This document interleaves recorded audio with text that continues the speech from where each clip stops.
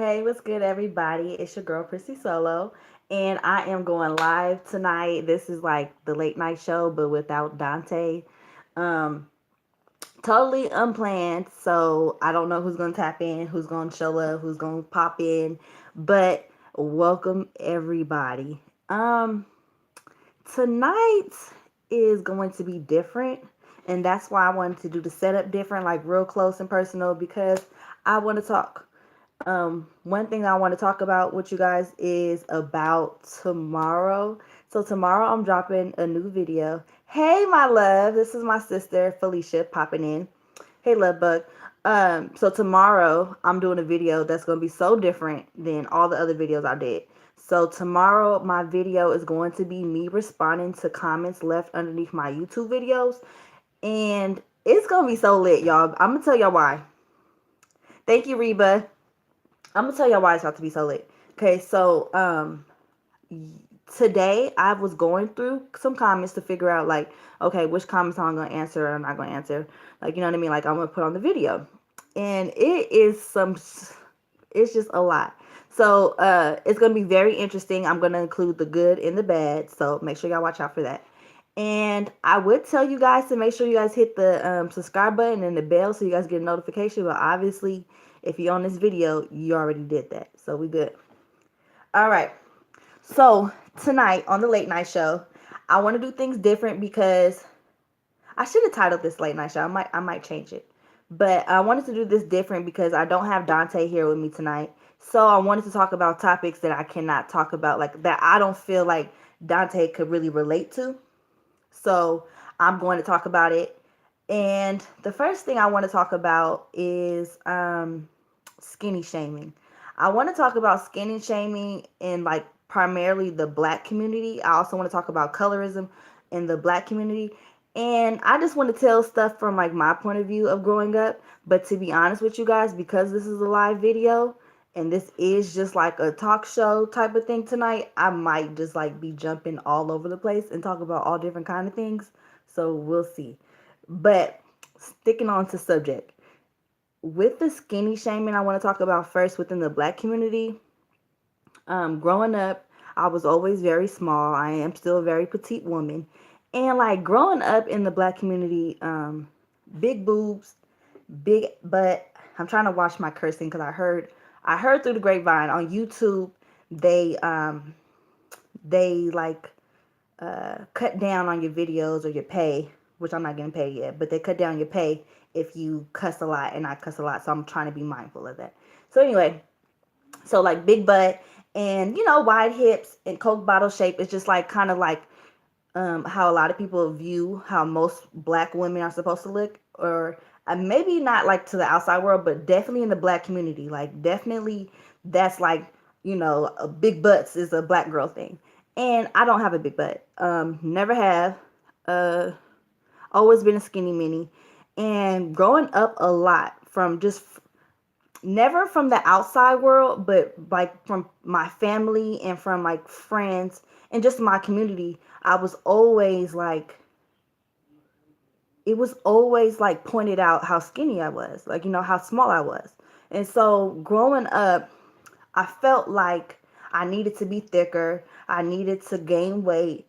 I need to eat a whole lot of peanut butter and get wider hips. Like because, oh, you hear stuff like, you're so skinny or you need to eat more and stuff like that. You know what I mean? So it was really kind of like, I don't want to say looked down upon, but I want to call it skinny shaming. Like, you know how they say fat shaming, like how people can fat shame somebody that's big? Like, it's definitely the same exact thing for when you're skinny. Like, it's just a whole new ballpark. Like, people just can be really cruel. Like, and I don't think that growing up the people really meant to like hurt my feelings, because like I said, this was like family members and friends, so I don't think their intentions were to hurt my feelings or to mess with my self-esteem. But it was definitely something that was repetitive and it continuously happened, and it made me very conscious of how I was made, like how God made my body. So that was really tricky growing up. Like that was very like tricky because I was born like this, and I'm being told it's not good enough. So now I want to alter how I was naturally born based off of people making it seem like black girls aren't supposed to be little or skinny or petite or whatever. Um, Growing up now, though, now that I'm 25, I'm very, very happy with my size, with being a little woman, with being petite, with being skinny. I do not have any, notions about that. Like, hey, what's good, Teron? Teron stepping in. I'm so glad that I caught you before, or you caught me before you went to bed. So, um, hey, Dante. I'm doing the late night show without you. So you're gonna have to go back, but I didn't label it late night show. I might change it. So we just were talking about skinny shaming within the black community, but now that I expressed that, I want to move on to colorism, like that I experienced within the black community now. So with the colorism part, what I mean by that I had experienced was just being very high yellow, being very light skinned.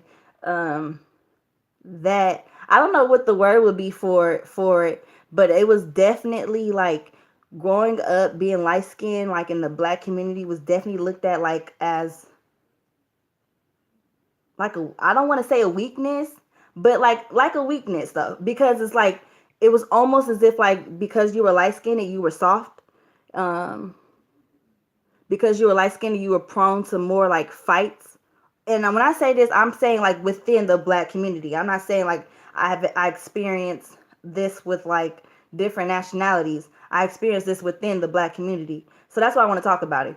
Yeah, so I definitely like experienced like other black women um having a problem with me based solely off my skin complexion. Uh, Having other black people call me different nationalities, tell me that I'm not black, tell me that I'm not dark enough, tell me that I need to go tan.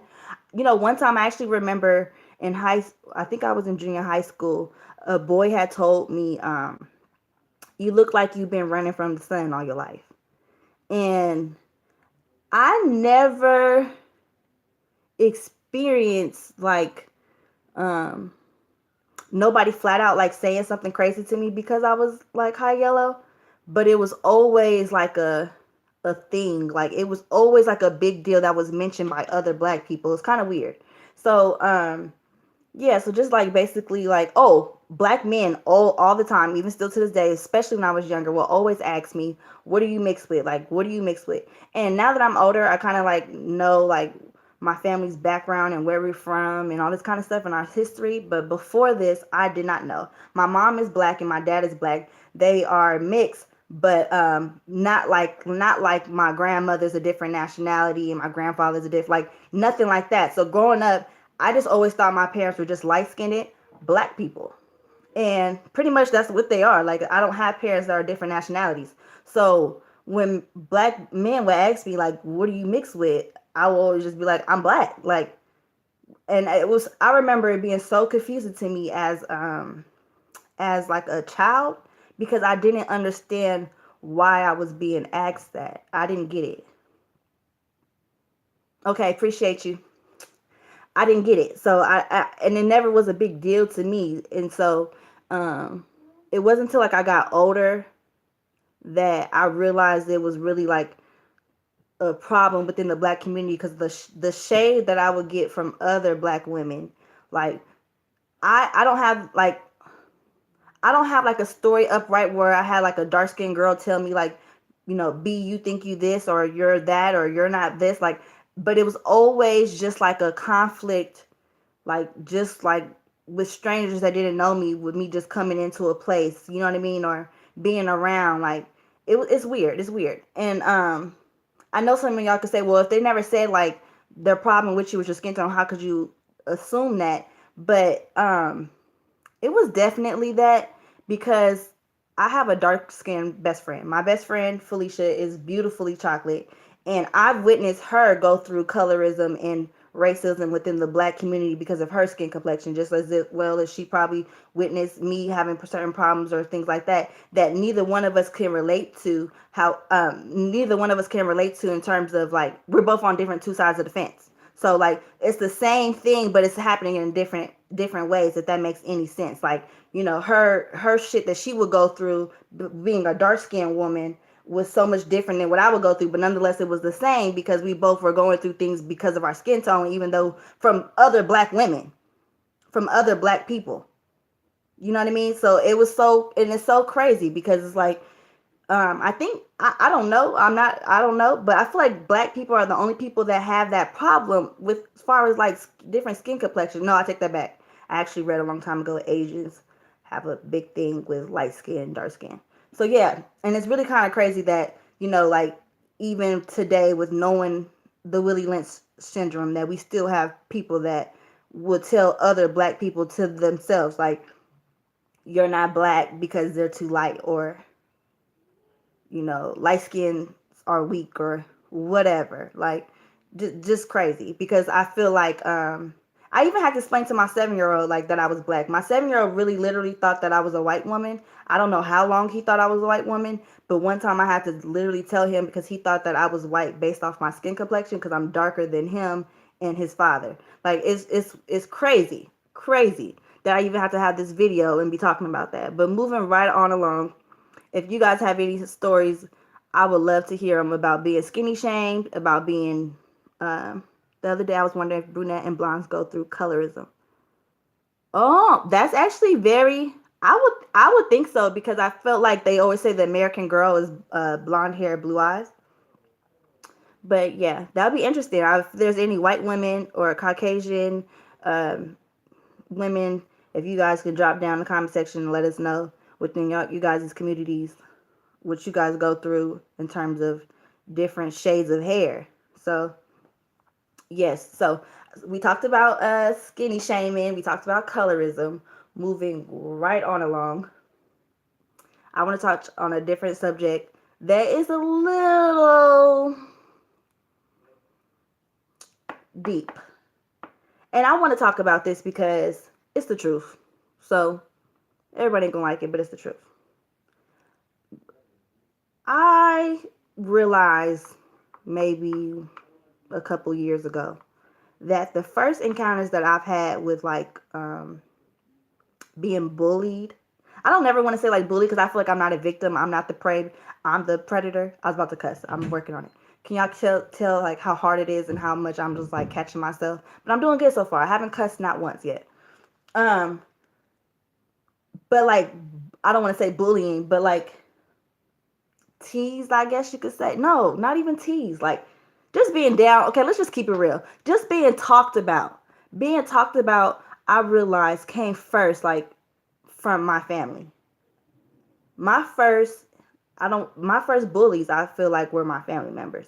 And again, like I said earlier, I don't feel like their intentions were necessarily like, like they don't love me, they don't like me, like, like we're gonna pick on, her.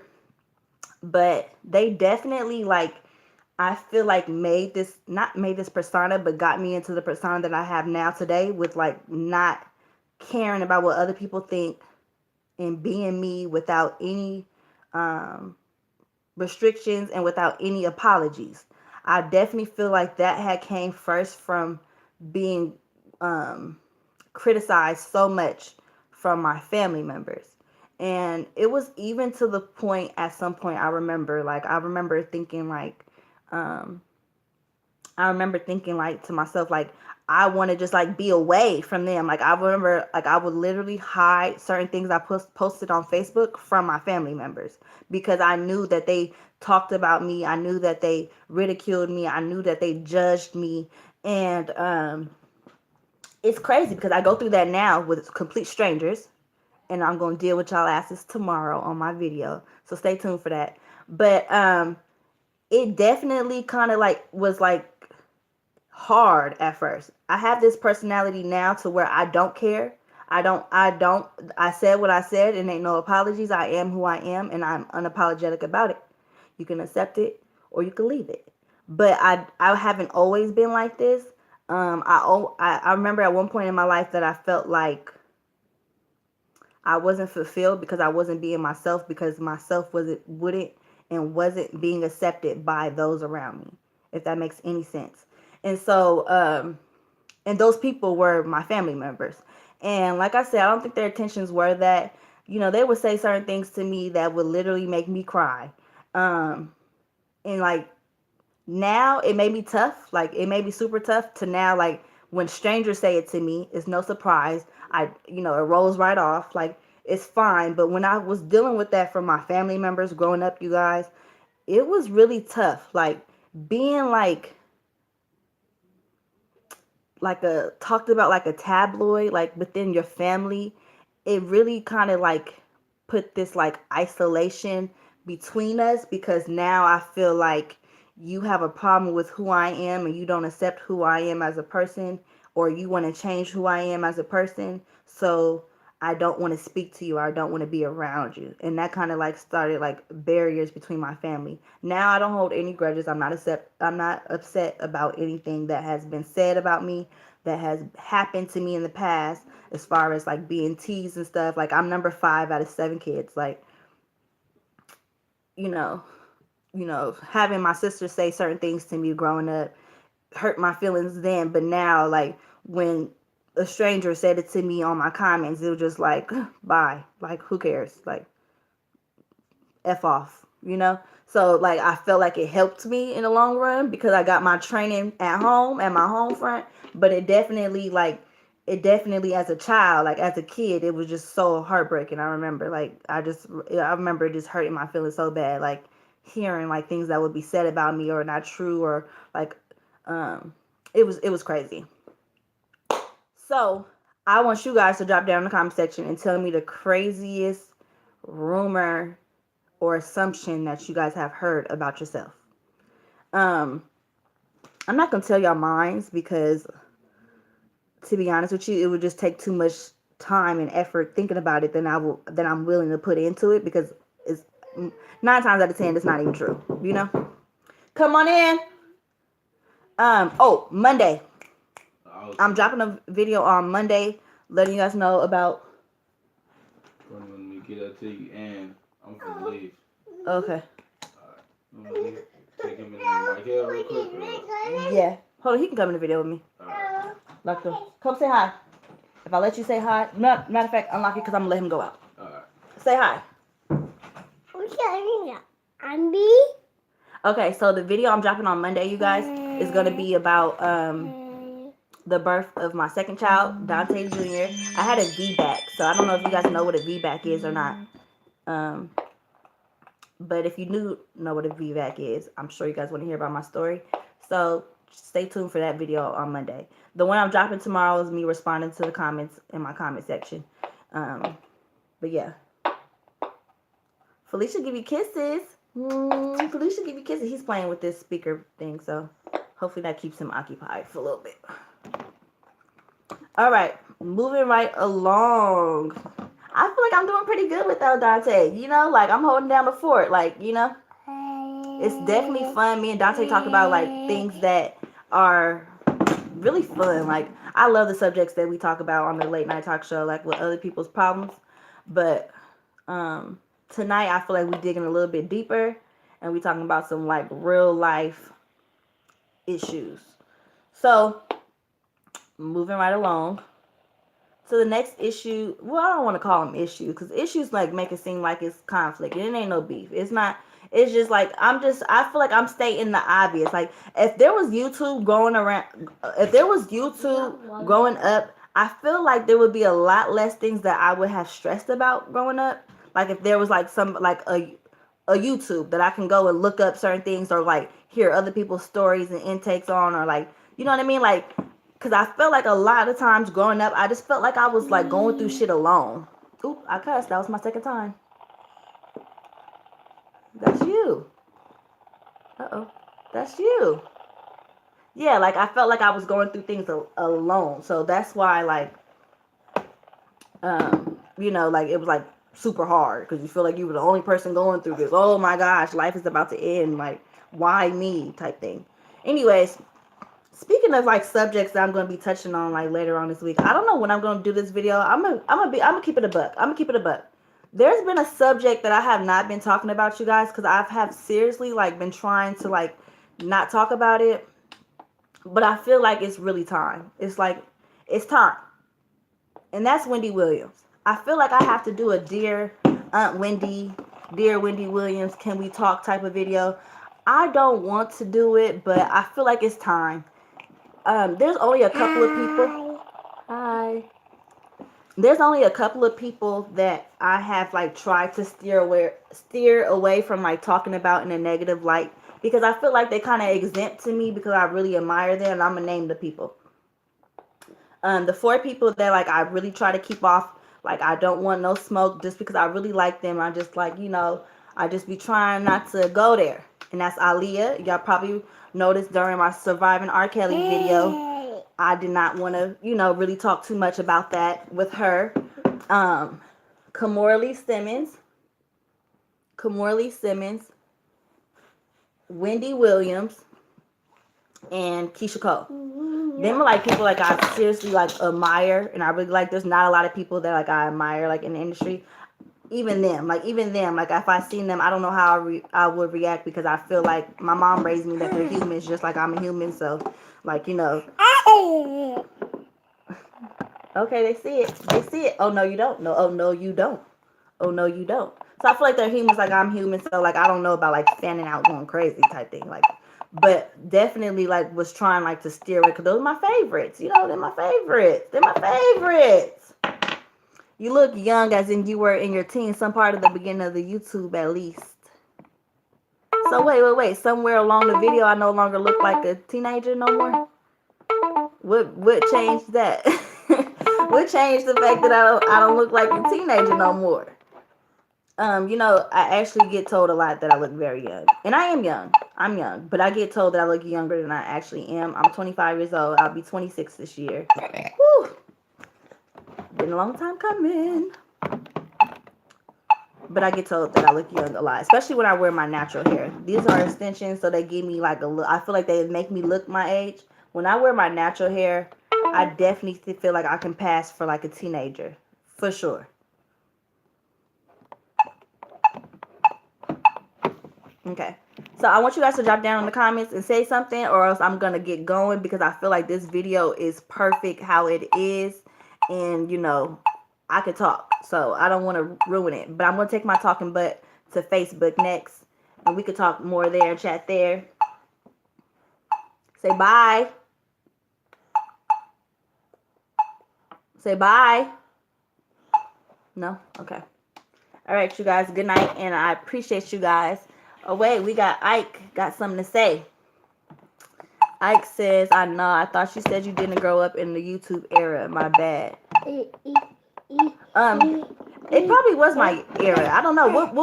What age would you say is the YouTube era? I feel like right now the YouTube era is like now, but I know YouTube's been around for like the last 10 years, and I did have YouTube growing up, but like it was like music. Like I didn't watch videos of other people on YouTube. I didn't watch like I do now. Like, and I definitely didn't like record videos, like wanted to be a YouTuber. Me and my friends wanted to do, my best friend, we wanted to do like a radio thing when we were younger, like, and we did music, but not never like YouTube video, like it, like never like talking like this. You know what I mean? You're about to get kicked out. You're about to get kicked out. I'm not playing. Okay, anything else, you guys, before I get up out of here? Felicia, would you say that we came up in the YouTube era? I feel like YouTube was hot, but like nobody was on YouTube like that. Like maybe that was maybe we missed our mark. With, no, I ain't gonna say I missed my mark, because I ain't missed my mark. But I'm saying like maybe we should have. I don't know. I don't feel like we came up in the YouTube era. No, the MySpace era. MySpace. The MySpace. Space girls. Whoa. Whoa. No. Say goodnight. No? Okay. Good night, you guys.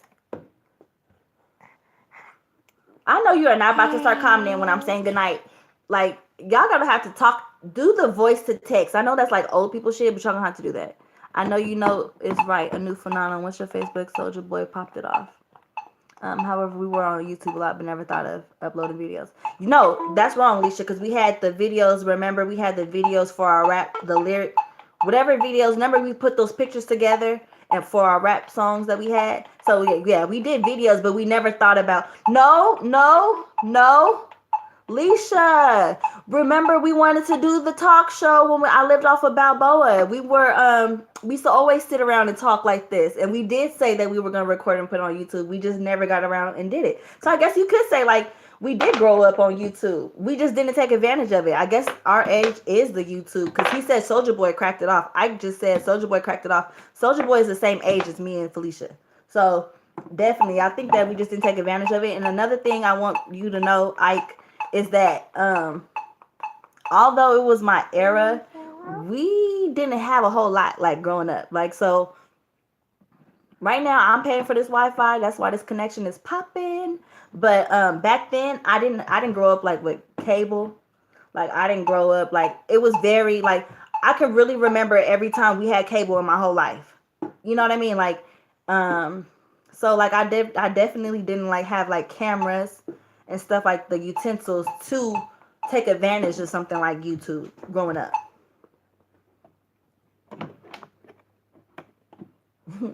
Felicia want to know if you single, Ike. Ooh, I love like I know I have nothing to do with this, but I love when like people start some type of friendship or romance based off of like like a prissy function or something, you know? Okay, DJ, you doing too much. Okay. Here you go. You said I stop it. I think Ike left us anyway. DJ is doing too much. You're getting too wild for me. He got to go.